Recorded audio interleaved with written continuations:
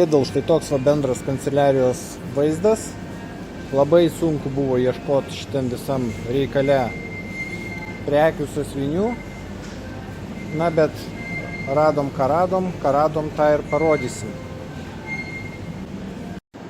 Na, tai nors ir sunku, mes pereisim per sąrašiuką. Tai pirma prekė vaikų kuprinė Lidl 4,99 €. Va tokia paprasta plonytė, kiek geresnė, pavadinkim taip, jau bus 14,99 €. Su sąsvinukais. Sąsvinukus radom, jie yra tokie, parašyta langeliais 14 centų, va ten va giliai 14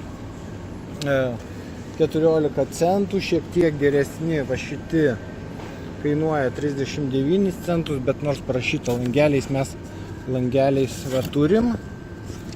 Ir turim langeliais, o linijom mes pigiųjų ir neradom, tik tai antrai klasiai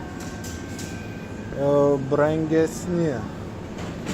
Toliau einam, ten yra toks prie lando stovelis, visos priemonės po 99 centus. Tai štai 99 centai tokie geliniai spalvoti rašikliai bus, nepilnai 20 centų, apie 12 centų bus pieštukai, klijai, na vienu žodžiu reikia imtis ir kapstytis.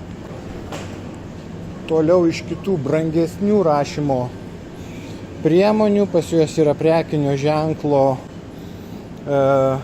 BIC, rašymo priemonės įvairių rūšių, tai 2 €. Irgi labai stipriai gaunasi, sutaupyti nepavyks. Pieštukai štai, tarkim 12 spalvų €1,99 €, ir tinkamai tušinukai, klijai,